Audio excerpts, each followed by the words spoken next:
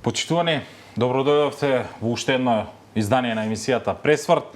Во денешната епизода зборуваме за безбедносните предизвици, политичките тектонски поместувања и улогата на малите држави во онаа глобална игра на светските моќници, односно големите држави. Светот е во состојба на континуирана нестабилност, од улиците на американските градови до безбедносните сали на Брисел и Вашингтон, но и до фронтовите во Украина, како и регионот, но и Македонија. Наш гостин денеска во Пресврт е господинот Милан Стефановски, експерт за воено-политички прашања, со кого ќе се обидеме да ги разбереме длабочините на актуелните глобални настани и нивното значење за Македонија и регионот, како дел од темите и прашањата кои што денеска ќе дискутираме овдека во студиото на Слободен печат, се оние можеби најактуелните, се однесуваат за масовните протести во САД поради имиграционите, но и царинските одлуки на Белата куќа. Дали Америка се соочува со нова внатрешна криза која што би можело да се преле во глобален карактер. Втора од најважните теми е престојниот самит на НАТО во Хаг, кој што ќе се одржи при крајот на овој месец. Што тој ќе донесе, кои се можеби темите на самитот во Хаг. Понатаму ќе се обидеме да продискутираме и за помошта на Украина и од македонска перспективна, секако ќе зборуваме и за деликатната дипломатска утакмица која што во моментов се одвива помеѓу Скопје и Софија во односно од перспектива на тоа кој е американскиот сојузник на Балканот. По тој повод, како што пред малку најавив, мој гостин е Милан Стефановски. Господин Стефановски, добро дојдовте уште еднашка во Слободен печат, но ми се чини прв пат во емисијата Пресврт. Честитки за емисијата Пресврт, одлично водите деки таа емисија, секогаш актуелни. Ви благодарам на поканата, се надевам дека ќе одговориме на сите прашања. Ја слушнавте мојата најава, па ви одма би сакале да започнеме од она можеби што е најактуелното, станува збор за протестите од САД. Четврти ден, неколку дена поред, веќе не мируваат улиците. Гледаме сликите и во Лос Анџелес, меѓутоа и во другите поголеми градови, некако еволуира оваа ситуација, наместо да се сталожува, да се смирува. Американскиот председател, имајќи го во предвид неговиот темперамент, одлучи да ја изведе на улиците и националната гарда на САД. Униформа на улица, репресија од една страна, од друга страна повици за демократија. Може ли накратко да ни објасните што всушност се случува во САД во моментот? Да, вака не е непознаница дека генерално протестите во САД имаат некогаш и насилна компонента.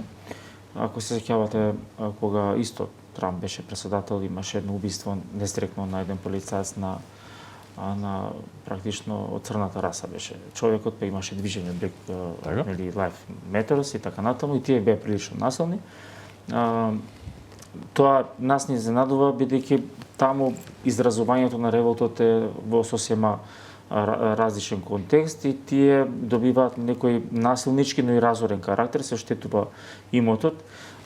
Секако дека постојат протоколи кога не може да се активира националната гарда, тоа не е желба на Трамп, таму има една законска рамка, кога тие протести влизат во контрола, кога ќе се штетува општествениот имот, тогаш националната гарда е во функција. Она што може би е предмет на дополнителна анализа е тоа што маринците се во готовност, за да тие протести не добијат периметар на загрозување на човечките животи, да не се случи таков инцидент. Она што е главна платформа на протестантите се секако ултралевичарски организации кои протестира за мигрантската политика на председател Трамп, кој пак има легитимитет затоа што он таа платформа ја најави во изборите и победи убедливо, он се ја спроведува тоа што го ветил и по демократски принцип е избран од поголемиот број на американски гласачи, така да во таа рамка тоа е така. Она што може да биде исто дополнителна фаза на анализа се протестите кои имаат поврзано со царинските политики и во однос на тоа што има и удар американската економија. Тука би го закружил таа анализа. Не верувам дека ќе се прелие во светот, бидејќи во моментов тие протести се автентични на американско тло и таму ќе останат. Овде ми е следното прашање: колку Трамп, односно администрацијата нова веќе не е нова во Белата куќа, ќе попушти пред овие протести, бидејќи ако се земе во предвид, Трамп во сите оние тврдокорни стави кои што ги започна, со кои што го започна новиот мандат, некако попушта по извесен период. Овде кога говорам и за деновиве за договорот со Кина, најпрво беше остар, дека нема да попушти во барањата, сад сега гледаме дека најде на некакво разбирање. Истото се случува и со трговскиот договор со Европската унија, меѓутоа колку тој ќе подклекне или пак ќе попушти на овие барања или ќе омекне имиграционата политика на САД? Да, прашањето е колку он практично држи до својот збор и колку он е релевантен во тоа што го зборува и во првиот мандат и во вториот. Неконсистентни се неговите пораки, но можеби тоа да биде тактика или стратегија на Трамп да ги донесе до многу повисоко ниво очекувањата од администрацијата, понатака во помал обем да направи компромис кој нема да биде на штета на администрацијата. Веројатно, бидејќи многу често се случува, мислам дека дел од неговата стратегија да го наполни балонот и да го издушува до намера каде што им одговара и на нив и на тие кои се сегнати.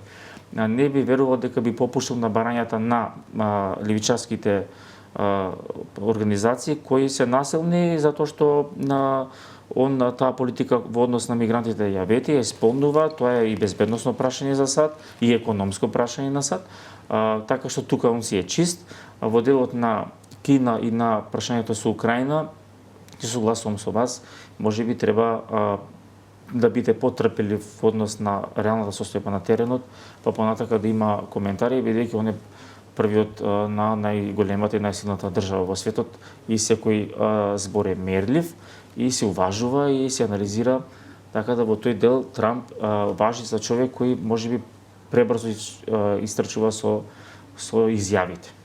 Колку ваквите настани уште еднаш би влијале на дворешната политика на САД, ако се земе во предвид овие случувања и на Блискиот Исток во моментов околу давање на зеленото светло на Израел да нападне во Иран или не, дали полека му се руши угледот и авторитетот на американскиот претседател, кој имаме примерот и со Украина, со мировниот договор, така се одоковлекува, се руши ли некако авторитетот на Трамп? Не. Прво, надворешната политика на Соединетите американски држави не ја води само претседателот, таму е и Стейт Департментот, таму се и државниот секретар Рубио и така натаму. Тоа е цела една композиција од стратешки пристап. Трамп е можеби човекот кој го прави притисокот и човекот кој тој вербален наратив цврсто го позиционира во преговорите од една страна, од друга страна знаете како, мислам дека Трамп е препознат веќе и во домашната јавност и во меѓународната и во првиот мандат и не е само он како претседател, има и други претседатели кои избрзуваат и прават вербални грешки, но угледот на државата и на нацијата е едно прашање, угледот на профилот на претседателот на Соединетите американски држави веќе друго прашање. Но ете, го избрали американските граѓани, рефлексијата или амплитудата на изборот на Трамп и трампевизмот и Трамповата администрација и гледачите на светот од негова призма е генерално глобален феномен и тој рефлектира општествени и политички промени во светот. Тоа е дополнителна фаза на анализа, бидејќи еве гледаме десничарските движења и најавата на десничарското движење кога стои Трамп позади него, генерира веќе политички промени во повеќе земји клучни во Европа. Како тогаш ќе се генерира атмосферата, ако можеме така да кажеме, во предстојниот самит на НАТО во Холандија? Ако се земе во предвид дека Трамп во овој момент доаѓа малку во слабната позиција, Маск си замина од неговиот кабинет, имавме некакви протекување на информации со министрите за одбрана и така натаму. Ве прашам овде во контекст на она што е главната тема на НАТО самитот. Колку и во каква форма САД ја представува на Америка во ХАГ и дали она барање САД што настои од 5%, може би ова е само тригер дека ќе попушти. Да, никој не очекуваше дека ќе ескалира конфликтот со Илон Маск до таа фаза, да они имаат и некои лични конфронтации навреди. Нели нас не е тоа познато, бидејќи ние диоптерот во следење на американската политика ни е многу близко и тоа што нели Бајден го направи со амнестија на син му, кај нас беше тоа неприфатливо, бидејќи доаѓа од луката на демократијата и од државата каде што правдата има силна компонента. И ова со Илон Маск можеби на Трамп нема да му направи некој драстично поголем проблем, затоа што реакциите од граѓаните беше во контекст дайте му го бизнисот или компанијата, таа се распаѓа, а овој тоа што го бара има граница. Може би во покасна фаза Трамп би добил поголем рейтинг, затоа што Маск е човекот кој почна да го рунка рейтингот на Трамп и во односно и одлуките и на политиките кои ги они ефектуираат таму. Ако се сеќавате, веднаш после победата во ноември, чинам, Трамп најави 5% буџет за НАТО. Со негова статистика, 68% учествува САД во НАТО буџетот. Иако тие 5 што ги барат 3,5 е движењето на две фази. Се, меѓутоа, дали тоа ми беше прашањето господин Стефановски. Во јануари имаше силен отпор од НАТО дека не е возможно да се прифати 5% буџет од сите национални компании. За денеска генералната слика е дека ќе прифатат систематско или фазно покачување на буџетите во рок од 7 години плюс, иако пред 10 години тие 2% беа тешко прифатливи и денеска не се спроведени. Од Италија, од Франција, од Обединетото кралство, не, Британија 2,5 направи оваа година, од повеќе држави Чешка сака оваа година направи 2%, што значи дека и тие 2% се проблем за домашните буџети, иако има отпор и во некоја стратегија на подолг рок од 7 до 10 години, тие 5% може да бидат возможни, но не за сите земји членки на НАТО, туку на оние кои имаат можеби блиски односи со Русија. Тоа е 3,7 Естонија, 4,17 Полска и Британија најавува 5% без никаков проблем, така да најголемите земји членки на НАТО да го понесат товарот за да можат на САД да ја овозможат малце покомодна позиција во други сфери на таа стратегија, бидејќи скупа е, деки сме збориле кај вас, војната и безбедноста се уште поскапи за да се одржува и превенирањето на можни удари од Русија, затоа што вооружувањето не е само спремање за војна, тоа е и превентива и овие нови платформи што се вооружени се многу скапи. Тука, нели како едно подпрашање, дали ова ќе биде можеби еден од главниот интерес на американските представници на самитот во ХАГ или пак на маса ќе се стават и другите интереси? Овде говорам за помошта за Украина, за оној зголемување воен буџет на европските земји, иако е тоа можеби одделно од НАТО, но потпаѓа по тој безбедносен чадар. Што мислите според вас, кои ќе бидат главните точки на самитот во ХАГ? Генерално мислам дека на самитот ќе се усвојат тие 5% софазно во следните 7 плюс 10 години. Затоа е поделена, ако приметувате, таа 5% е 3,5 на буџетите, 1,5 на инфраструктурата. Во инфраструктура значи логистика, војни полигони, cyber security и така натаму, дека овие 3,5% во делот на современо вооружување не е така многу за да вие го спремите вашиот војно-индустријски комплекс за да би парира на Русија и на Кина, бидејќи реално западната хемисфера војниот комплекс индустријски беше под економичен пристап, имаше паметна економија направија. Меѓутоа, што ќе значи тоа за како може да не им компорираме као ние као мала земја? Говорам овде и за Македонија и за овие другите балтички земји кои што некои не се доволно економски развиени. Како ќе им компарираме ние со тие на кого да му компарираме да се спротиставиме на Русија и на заканите? Мислите на сите 31 земји? Како ќе го исполниме ние? Прашањето ми е како би дошле ние до тој евентуален како што дојдовме до сегашните 2%, можеби да дојдеме до 3,5%, неопходен е, дали осварлив ќе покаже и економските перформанси на буџетот. Никој во моментов не анализира дали тоа е осварливо, повеќе дали е неопходно и дали во тие 7 години систематско или фазно зголемување на буџетите ќе имаат две развојни компоненти: логистиката и инфраструктурата, каде НАТО можеби е послаб, и каде што ете коридорите 7, 10 и 8 во Македонија, можеби на други земји, не знам како им е нив планот за заекнување на таа транспортна мрежа и инфраструктура, додека вооружувањето или современото инвестирање во современо вооружување во 3,5% е возможно. Тука треба да се направи некоја дистинкција. Се уште е во рана фаза ова желба на Трамп и на Руте. Руте јануари имаше сосема различен став, денеска има сосем различен став за тие 5%.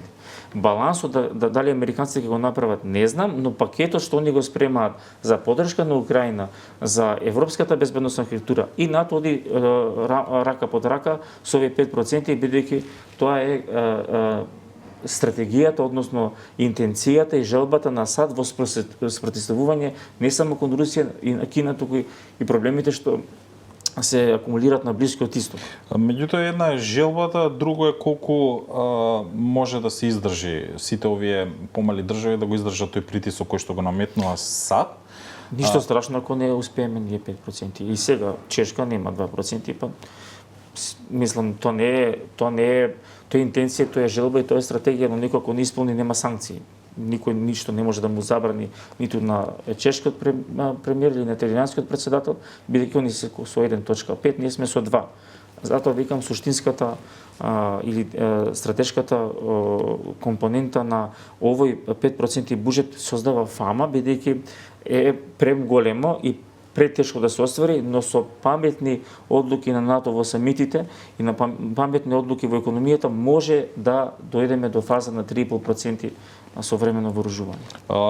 Од оние најави кои што гледаме, кои што ќе бидат актуелни и ќе се дискутира на овој самит, меѓу другото е заекнувањето на колективната безбедност и справувањето со хибридните закани, но и тука стојат и терористичките ризици. Видовме што се случи во Австрија, имавме напад на училиште, меѓутоа некои го коментираат и како терористички чин, некои како не. Овде ми е прашањето каде после самитот ќе се фокусира НАТО, на што ќе се вложува повеќе како закана за алијансата. Сите тие три сегменти што ги спомнавте, НАТО има систем, и има сила и моќ и знаење да инвестира во сите три сегменти и да ги активира по приоритети. Дроновите се новите автоматски пушки, практично човечкиот фактор е исклучен на бојното поле во Украина, се повеќе се користат ракети и дронови, хиперсонично оружје. Во таа смисла дроновите се можеби поевтини за изработка, но многу се скапи за борбените действија. Тие бараат насочување, корекција на оган, да бидат што повеќе невидливи за радарите, вклучуваат компоненти на вештачка интелигенција и така натаму, ќе биде клучен сегмент во војувањето. И тоа бара буџет.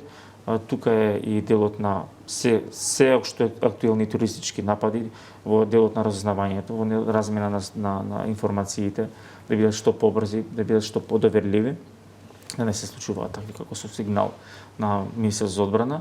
Тоа е како пример дека тој систем никад не е безбеден, никош не може да го заврши, да го затвориш совршено, дури на најмоќните држави во светот. И секако компонентата што спомнавте, колективната безбедност, онаму каде што НАТО со источното крило, односно таму каде што граничи со Русија, распоредувањето на ракетите кои имаат клучна компонента во превентивен удар, среден и долг дострелки, посебнично оружје и така натаму. Каде Македонија може да се вклопи во оваа безбедносна структура? Говорам, кој би можел да биде нашиот придонес, ако се земе во предвид каква е состојбата на наменската индустрија во земјата, меѓутоа бројчаноста на армијата, незината софистицираност, што би можеле ние да допринесеме во надополнување на тој спектар кој што пред малку го кажавте. Дали тоа можеме ли да произведеме? Еве Црна Гора најави отварање на фабрика на производство на дронови. Кај нас што во Македонија би можело, дали е тоа човечки фактор или било што според вас, да се допринесе, односно да извезуваме некаков производ?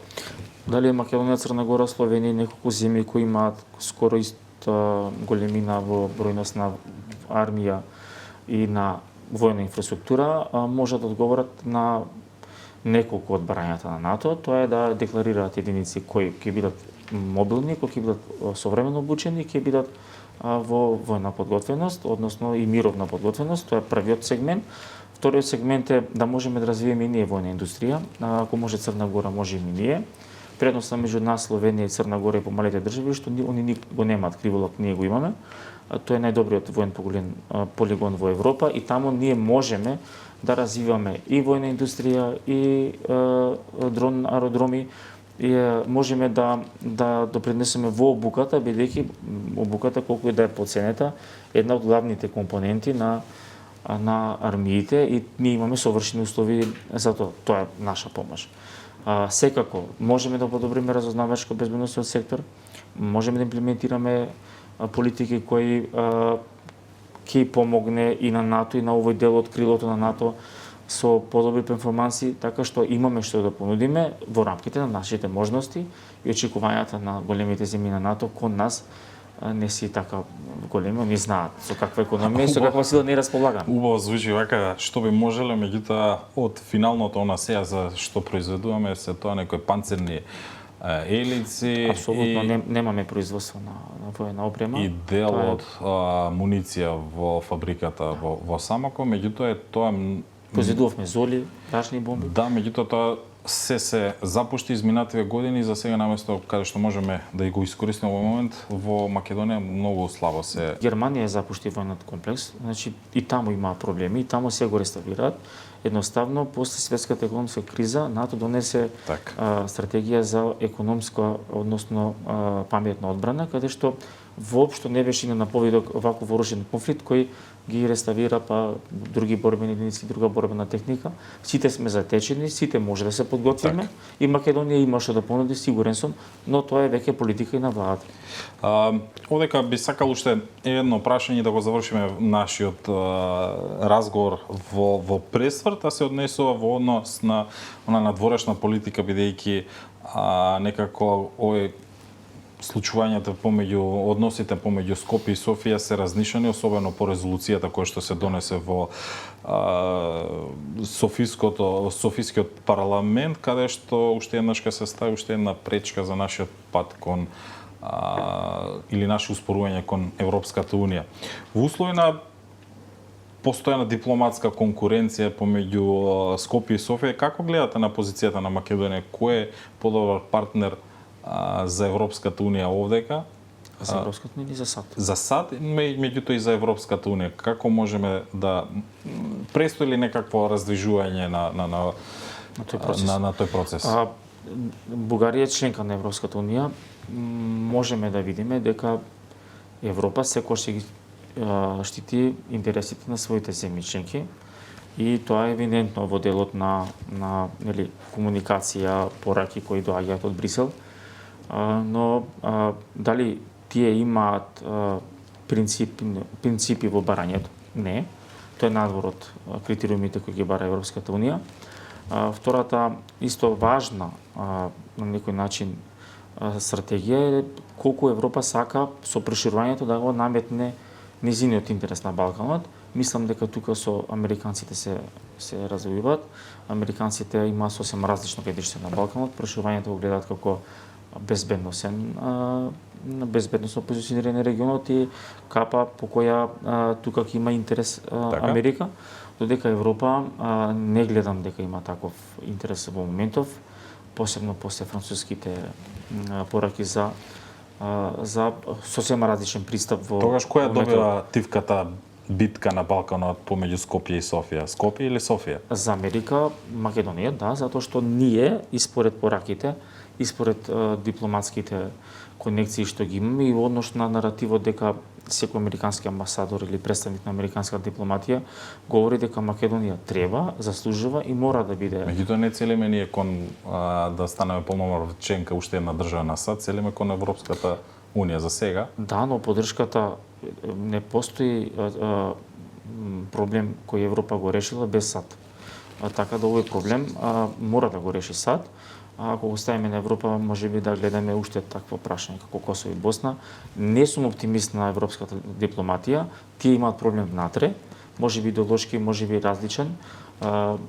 Така што гледаме дека неколку земји клучни во Европа имаат друг однос кон Америка и реално за нашата политика и економија, додека не Европа прифати со принципи да бидат за влезот на членките во Европската унија, да бидат со принципи и критериуми, тогаш нас ни е доволно да бидеме со Америка и со Британија.